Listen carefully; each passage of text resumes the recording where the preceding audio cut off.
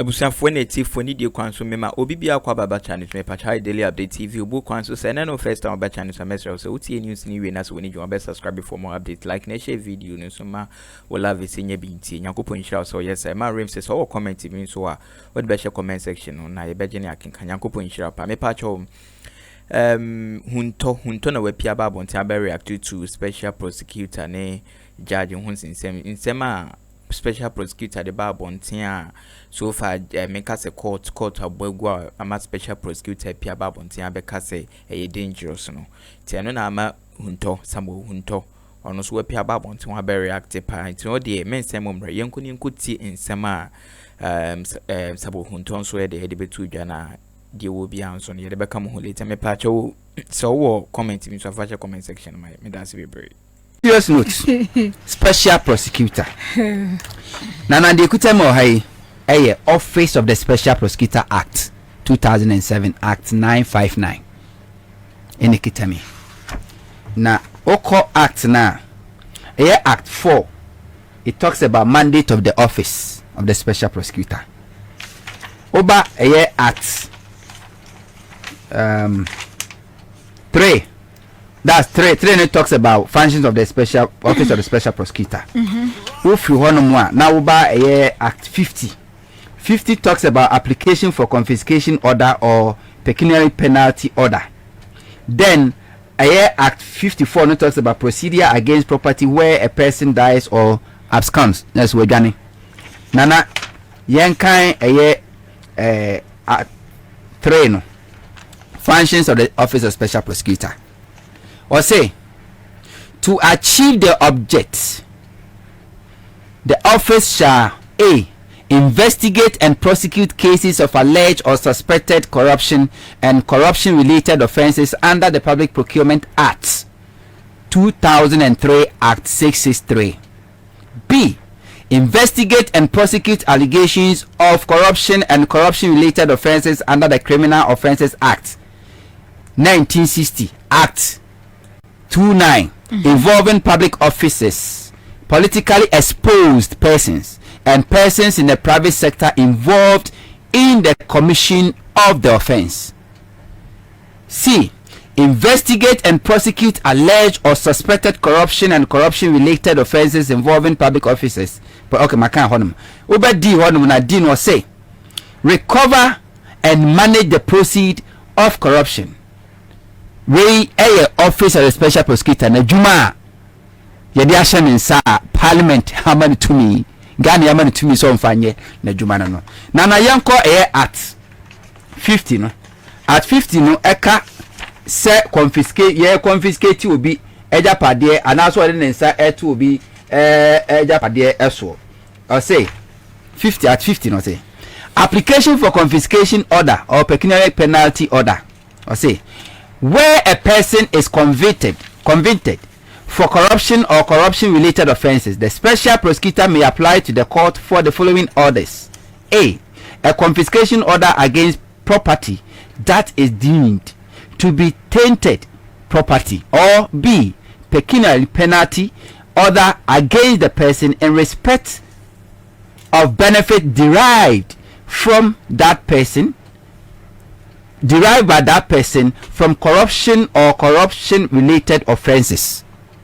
Enti, se special prosecutor esusi se nana wo ye kankane Pendream bi no be yehwemu a otimi court ma court ma ne tumi na wo Agyapade awo wode ne nsa to so ko so be ne hwehwemu awie ene ye ata ene de ma special prosecutor ne mra wode ye adwuma ne court na wakobisa na court ma ne tumi na wa freeze your properties anasa Agyapade do freeze bia obetimi anya bibia freeze otimi ne sato ni nyina so na amakwan amwaye ne hwehwemu but in a case of Stilablanda pa or court ne koje that Emma court granting okay oba 54 no at 54 no procedure against property whereas a person dies.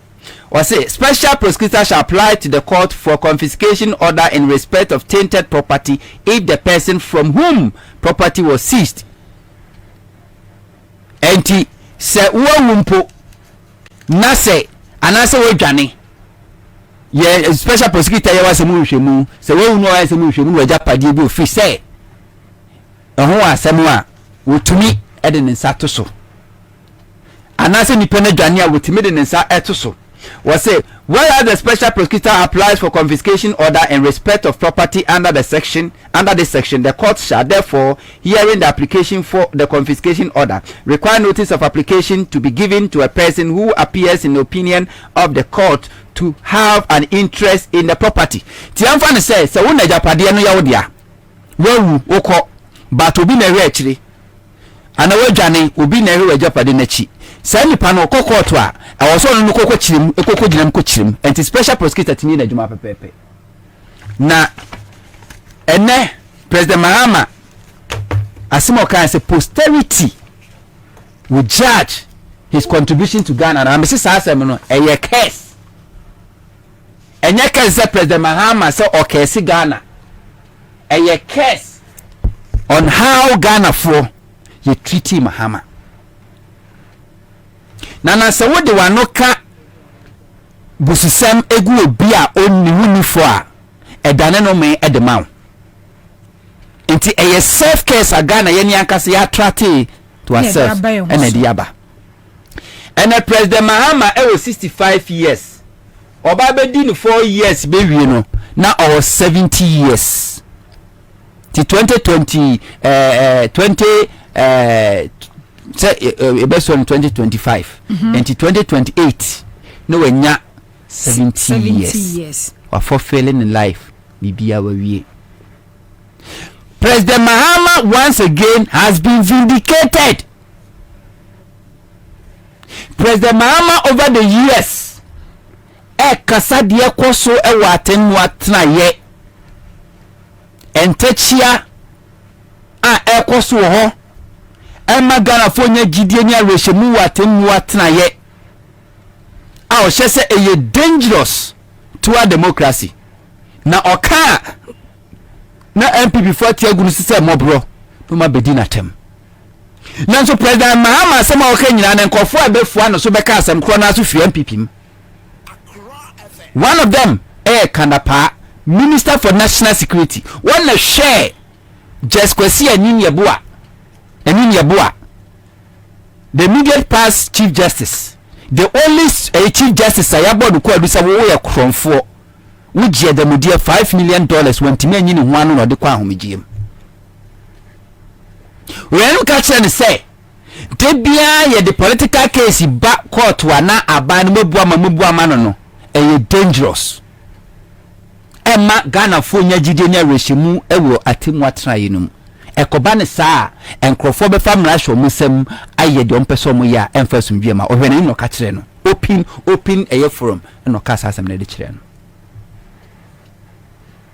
Justice William Atuguba enso na no ne lecture oye yes so de Ghana ebe ka the same thing enyama wodo a ekoso ho ye were retired court of appeal judges almost wa be repeat the same thing. And your office of the special prosecutor himself, another appointee of a Kufuado government. Was it on person Becca say Ghana, we are doomed, but was it we are facing doom? But the truth of the matter, and they said, no person can say Ghana, we are doomed. Or can some or citing 4 cases. Nana nyahana no am better na meka desi no. Na makame say before nyankopon bo nipa no nyankopon ambo nipa say the uncompleted building nyankopon ambo obi oye incomplete and that's incomplete. God created a complete human being. Nyankopon bo nipa odimu enti answer nipa be ko skwa kosua se de sisi dan no nyankopon amasawo ni kro na adwen de sidan enti ancient times sabre no na omonko architecture school civil engineering but now omosi dan ya stronger than ene obi nko law school enkosua law embeye lawyer embeye judge no nyankopon ama the sense of reasoning and sense of judgment a wotimi se we papa we bone woni we di asem a wasem a woka di entosum we di entosum nti we di bem we di fo Nyankopon abasa nipa omba nipa da sanni sanim die no nipa ko skun kokosia medicine no na Nyankopon aba nipa nim dia ye de sayade enti Africa many years ago na Africans black people na ye omiye brain surgery I am found to computer so as from your brain surgery in Africa unko school da nim dia Nyankopon de manipa nemum school ni nim dia ne dia ba say di obi nimu no a wu nimu no ko ne ko sua bi ene ne di school e baaye enti na meka se ye sua nyansa wo school ye sua nim dia e wo school bi obi nimu a watro de ato wo no wu nim ntimi so ko akosua bi na wo de abeka de ona de abobra ti ye sua nim dia wo school ye sua nyansa e wo school na law no mo kan nyina no nyina so e natural justice ade aye papa ye nyina nim bone ye nim common sense e fie nyansa ye nim logic ade aye logic ne say ukika we si we nim a e make sense ukika we si we nim a e make sense ntinyama mensa natural law logic and common sense emra na nu anie enti ruling bia ya de beba nana what the common sense to ho na say e make sense a e problematic ruling bia ya de beba bia nana what the to scale of a logical scale so a enya dwuma nana e make sense ruling bia de beba nana we use common judgment and as natural law Nyankopon de amade to nemfa e problematic. One, he mentioned Sir John. Sir John a government official. We don't even pass it through. We will not have seen a Benjamin and the secretary. Etiye for kuntuna se. Amo maga na japadi enkwaya di amane so no mo ho ban ni tuanika no na otu galam se wom. Na wasan de ono company no wakoto pick up no abedonate di ama abaya so forestry commissioner no da no no abedonate di ama mo se omfa enko protect ono no mining site okwaye ni wanaga na fodim se company ni se John dia. May he so rest in hell. Now wasan fa forest guard I the taxpayers money tuane ka so monko bo ono ne galam say site ho ban. Achiwata forest is here reserved. No a check the man abusuafo. Within these few years, we occupy all these properties. Na asemwa ba ni wila Likee magana fo nyina hu. Na special prosecutor. Ghana say a man de man no ye act 5959 no be creating office of the special prosecutor and say corruption and corruption related offenses and ade usu sekankan pro na adwiri mu bia no special prosecutor tv be wam konhwemu na sana ne kobasa abanja pade ramsa site abanja pade no bia bia adwuma ni na se wu na se hu se woni we mu a na won suspect corruption na special prosecutor confiscate all these properties say mwa yesimu na mundi ade ama mo forever no mo de mo ntwen na menya mi hwehwe mu nwie miye mu hwehwe mu wie na se wanfa kwa bone so nya ya se nya o ma ne dia o may enjoy forever we de court a na judge abosa asem na to awu me nkote e se sa judge no oba na otena sa case ni so no se John Adamfo say oni ni boko suata say se John Adamfo pa nyonko pa eno no boss asem to gu ye how se wo boss mu egu asem we asem aye boko aye nim se Ramsar site ya ban asase obi eno Ramsar site a wo no beka se asase we de me to fra hemfo ho da bi Greater Accra regional minister R0t nam sa ono so na ma chenya no so se jabi no oton according to Kennedy Japan Atimota forest obi eno sa Atimota forest ya ban japade na akodi ankrankra we nsamansie mu court say my investigate my freeze. Does it make sense to common sense? Does this really make sense to logic? Does this really make sense to natural justice? Yet because you see be the democracy. Obianim say aboase bo anu nwie miensa. Nas one eku na beka. Ghana, how you can criticize. You see, was 3 arms of government. You were legislature, parliament, you were executive, president in Aswafo, and you were judiciary. What me criticize the president, a firm hoodie.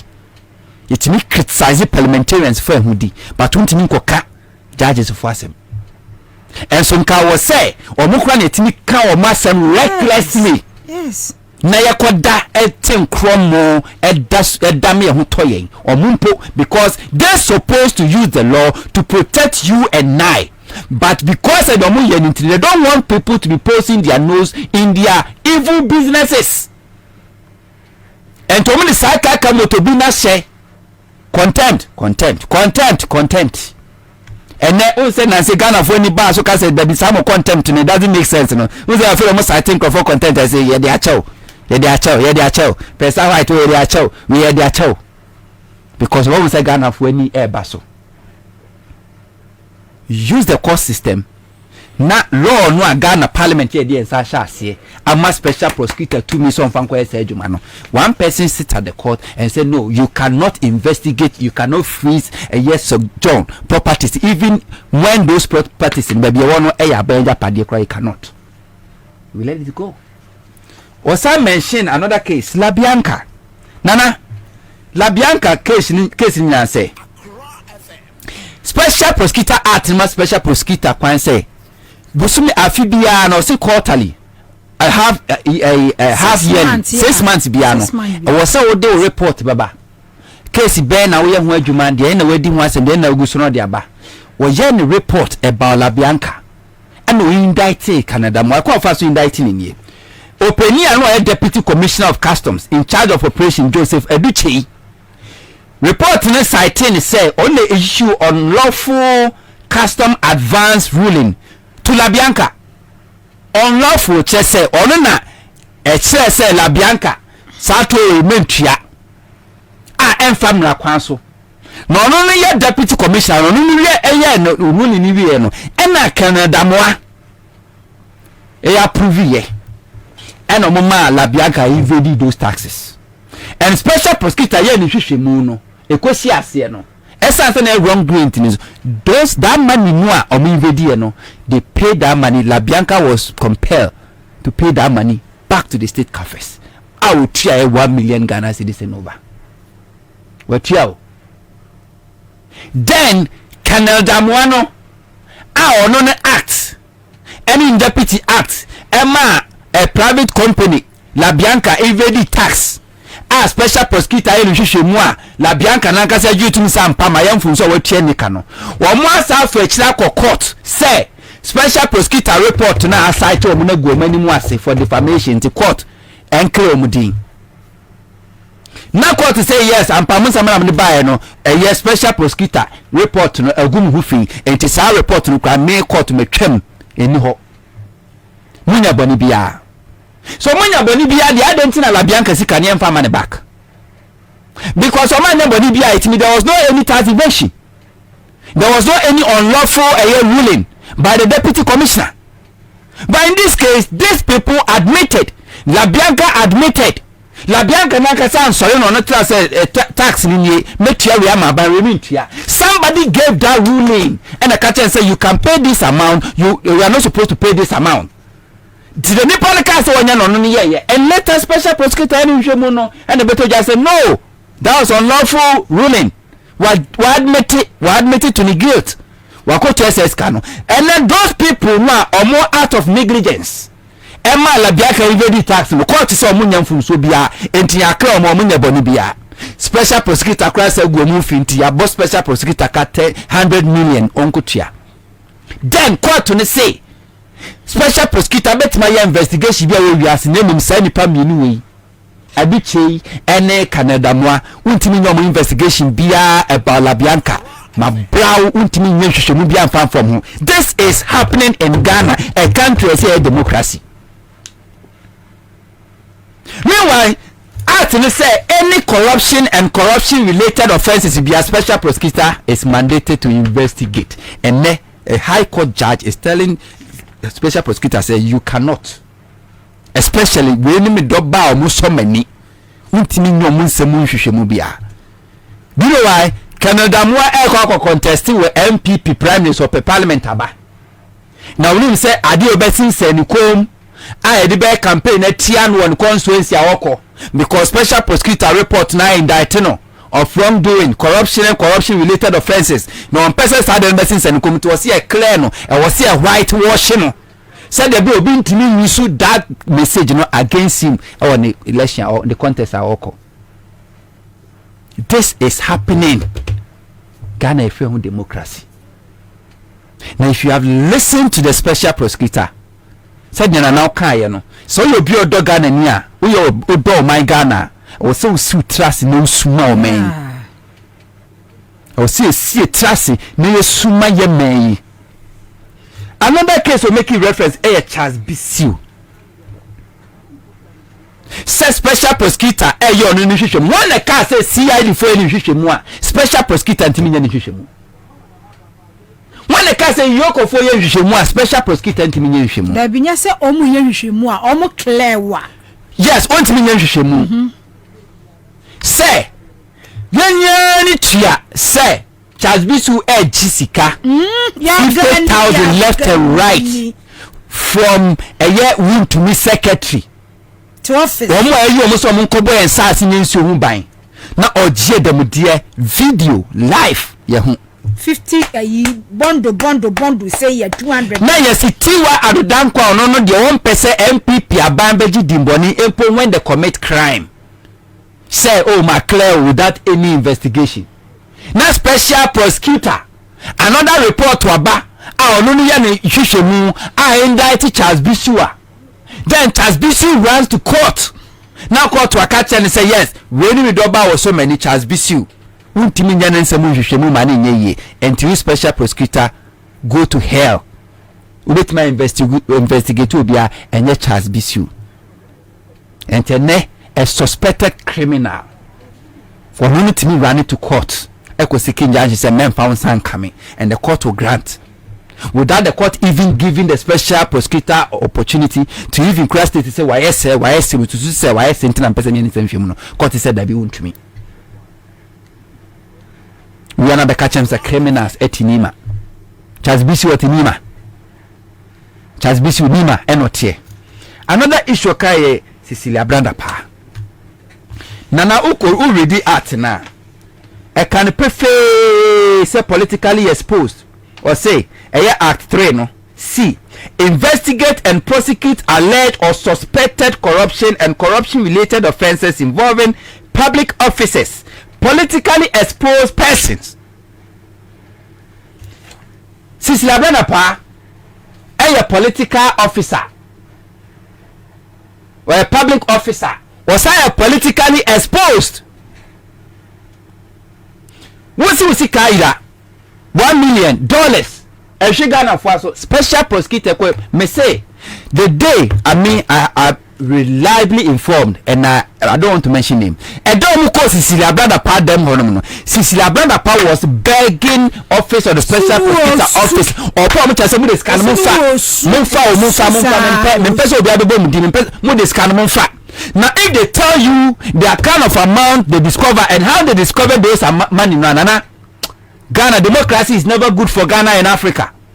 Sikani yeso atichiribu on tumagum na shaha watichiribu odukum na shaha we she brand and fibu na gwache say it's like school ni akola a 5-year-old boy and as a class 1 student people we free school aba now owura hall na we say in the bag wato atwene ha ni socks we da ha na ni pabo we da ha sa pepepe na ni room wa yiska no watoto apete we shaha wachechire ntumagum we abono aboso we she dukumu we she brand everything we she politics na ya chechire sa ni gugu wasa ano mo sise scano and she was crying begging them say mo dey scan mo fa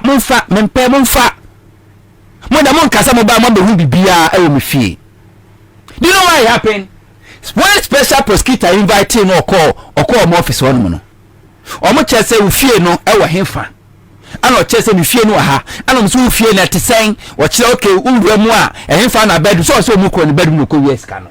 and to bedroom no wa fa because me bedroom ura ho on ma obefa ura say ura me bedroom and twice and special prosecutor officers no na they were sketching and when omuye na say ne enko fie ne nkonko he so why expected that and omu kodi ye no and omuli na because already no ma sketch omu ne bedroom was straight to the bedroom omu ko the money and go do soup. He was begging. Public officer and politically exposed person.